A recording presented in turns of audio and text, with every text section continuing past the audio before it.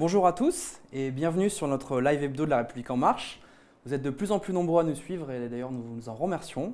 Comme chaque semaine, nous avons reçu toutes vos questions et nous allons y répondre avec notre invitée. Bonjour Sophie Cluzel. Bonjour. Vous êtes secrétaire d'État chargée des personnes handicapées. Merci d'être avec nous pour ce troisième live Facebook.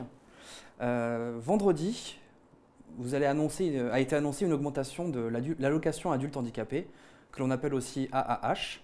Concrètement, pour commencer ce live, qu'est-ce que c'est que cette allocation adulte handicapé ? Alors l'allocation adulte handicapé en fait est une prestation de solidarité pour garantir un minimum de ressources aux personnes en situation de handicap. Elles sont près de 1,2 million. C'est une ressource qui va leur permettre justement, parce qu'elles sont empêchées pour certaines de travailler, de pouvoir avoir un minimum de ressources qui est lui-même supérieur par exemple au revenu de solidarité active et qui est garanti aux personnes en situation de handicap sur notification de la maison départementale des personnes handicapées. Du coup, est-ce que vous pouvez nous donner quelques chiffres et qui sont les bénéficiaires de cette allocation ?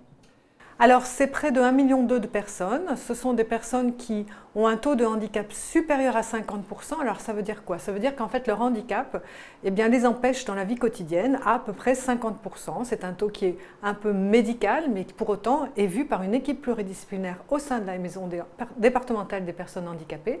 Elle concerne à peu près 1,2 million de bénéficiaires et elle représente pour l'État, parce que c'est versé par l'État, c'est un budget État versé par les CAF, les caisses d'allocation familiale ou les caisses agricoles, et elle concerne, donc je disais 1,2 million de personnes, et ce budget État représente à peu près 10 milliards chaque année. Depuis le début du quinquennat, de combien est-ce qu'elle a été augmentée cette allocation ? Alors mensuellement, elle a été portée à 900 €. C'était une promesse du candidat Macron, c'est une promesse tenue par le président de la République, c'était un engagement de la porter à 900 €, ça sera le cas à partir du 1er novembre. Elle a été faite en 2 temps, une fois à 860 en novembre dernier et à 900 cette année. C'était vraiment un engagement, elle est tenue. Et donc c'est vraiment assez important parce que c'est près de 11% d'augmentation. Elle concerne donc, comme je disais, 1,2 million et pour 90% à peu près de ce nombre de bénéficiaires, ils vont la toucher à taux plein. Donc c'est vraiment quelque chose qui était un engagement tenu, 900 € par mois, ce qui représente près de 2 milliards sur l'ensemble du quinquennat d'investissements supplémentaires. Est-ce qu'il y a des conditions ou des facteurs qui font que la personne bénéficie ou pas de cette revalorisation ? Alors en fait, quand elle a été édictée, cette allocation, il y a eu donc une évaluation, comme je disais, un peu médicale, mais c'est aussi une prestation qui est soumise à une prestation familiale aussi, c'est-à-dire qu'on prend l'ensemble des revenus du foyer, comme toute allocation, mais en tenant compte spécifiquement de la personne en situation de handicap, parce que les engagements et surtout les conditions sont nettement supérieures que les autres allocations. Donc nous tenons compte aussi de cette individualité que représente la personne en situation de handicap dans le cadre général de toutes les prestations sociales de notre État. En fait, nous voulons servir ceux qui en ont le plus besoin. C'est toute l'importance de notre politique. C'est un gouvernement social qui accompagne ceux qui en ont le plus besoin. Et donc du coup, pourquoi ces conditions ? Parce que ce sont des conditions importantes. Je veux dire, il faut déjà avoir, comme je disais, cette évaluation. Elle est médicale, mais en fait, on prend en compte, c'est une équipe pluridisciplinaire qui le fait. Donc ce qui est très important, c'est de prendre en compte en fait les empêchements que ça engendre dans la vie quotidienne. Cette allocation adulte handicapé, en plus, elle est complétée, et on pourra en reparler, mais elle est complétée par la prestation de compensation du handicap, qui là va pouvoir engendrer une compensation sur des aides techniques, sur l'aménagement du véhicule, sur l'aménagement domotique et aussi sur des aides humaines, les fameuses aidants familiaux dont nous avons aussi beaucoup parlé lors de la stratégie aidant, mais ça je pourrais y revenir avec d'autres questions. Mais voilà, donc c'est allocation adulte handicapé et prestation de compensation du handicap qui viennent compenser individuellement encore certaines entraves dans la vie quotidienne. Il y a des personnes qui touchent cette allocation, mais qui restent tout de même au-dessous du seuil de pauvreté. Comment est-ce que vous allez prendre ceci en compte ? Alors, les allocataires, je dirais, de l'allocation adulte handicapé peuvent aussi bénéficier, par exemple, de l'allocation logement. Pour autant, certains restent encore en dessous du seuil de pauvreté, mais nous réduisons l'écart de pauvreté de façon très significative, justement grâce à cette augmentation. Pour autant, nous travaillons sur l'ensemble du pouvoir d'achat, des personnes en situation de handicap. Donc par exemple, elles vont pouvoir bénéficier, grâce à la complémentaire santé, d'un panier de soins bien supérieur à ce qui existait, avec un reste à charge très minimisé. Ce qui m'importe, parce que moi je suis la ministre des personnes handicapées, c'est de leur faciliter la vie. Donc je veux aussi pouvoir leur faciliter la vie aux aides techniques, en faisant baisser le coût, par exemple le coût des fauteuils roulants. Aujourd'hui, nous avons vraiment des seuils de coûts qui sont trop importants. Donc nous voulons travailler sur cette économie circulaire, j'en ai déjà parlé avec les associations, et toujours dans le même état d'esprit, c'est-à-dire la concertation avec les personnes elles-mêmes et les associations, parce que ce qui m'importe, c'est de faire une politique publique pour les personnes, avec les personnes. Donc, amélioration du pouvoir d'achat sur les aides techniques pour avoir un reste à charge qui soit moindre. Et puis aussi, que tout à l'heure je parlais de la prestation de compensation du handicap, eh bien ça y est, elle sera exonérée fiscalement dans le projet de loi de la finance de la sécurité sociale. Enfin, les aidants familiaux seront exonérés fiscalement. Donc là aussi, on améliore le pouvoir d'achat. On évoque le fait que cette allocation adulte handicapé est facilitatrice lorsque la personne part en retraite. Est-ce que vous pouvez nous expliquer ce que cela veut dire concrètement et pourquoi c'est une bonne nouvelle ? C'est une très bonne nouvelle parce que ça sera automatique le droit à la retraite. Ce qui veut dire que là, on améliore énormément la vie des personnes, il n'y aura plus de rupture de ressources.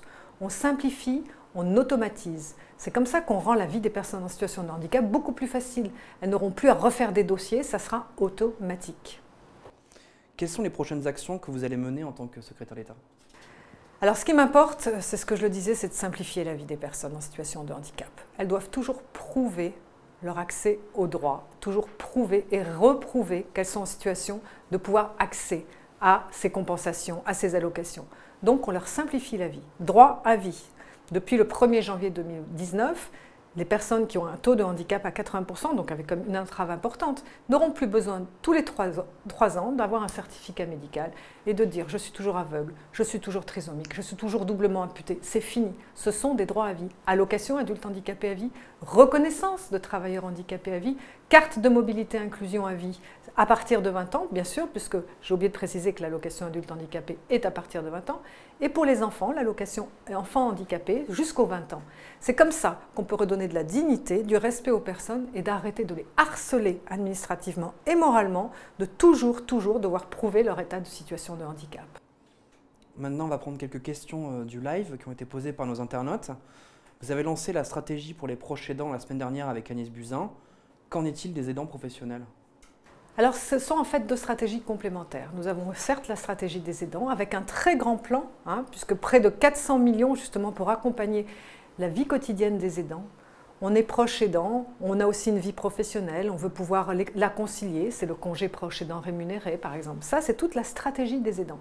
Pour autant, on a des aidants professionnels et c'est tout ce que nous allons travailler avec Agnès Buzyn grâce à la loi Grand Âge et Autonomie, à partir du rapport qui nous a été remis hier par Myriam El Khomri sur justement comment valoriser les métiers d'aidants, comment pouvoir mieux les accompagner, mieux les rémunérer, parce qu'ils sont un des piliers de cette société inclusive, de cette société fraternelle, solidaire.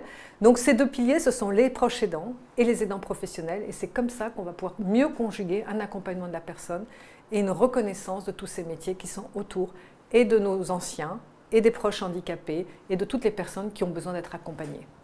On nous demande aussi quel bilan vous tirez de cette rentrée scolaire 2019 ? Alors cette rentrée scolaire est sous le signe vraiment d'une dynamique. Beaucoup plus d'enfants handicapés à l'école, une vraie dynamique, près de 20 000 de plus. Et lundi, nous réunissons avec Jean-Michel Blanquer l'ensemble du comité de suivi de l'école inclusive. Nous nous y étions engagés. On est toujours dans la même méthode. On concerte avec les acteurs, on met en place une stratégie et après on l'évalue. Et on évalue son impact sur le quotidien des personnes. Donc un vrai mouvement vers l'école, grand service public de l'école inclusive qui a démarré, qui a vraiment des impacts très positifs sur la qualité de scolarisation, la montée en qualification, en même temps, je dirais, des besoins d'adaptation, des accompagnants, la coopération dans l'école, donc un vrai mouvement vers l'école inclusive que nous allons évaluer lundi et donc nous pourrons donner plus d'informations après lundi. Et enfin, une dernière question qui concerne toujours un peu le même sujet.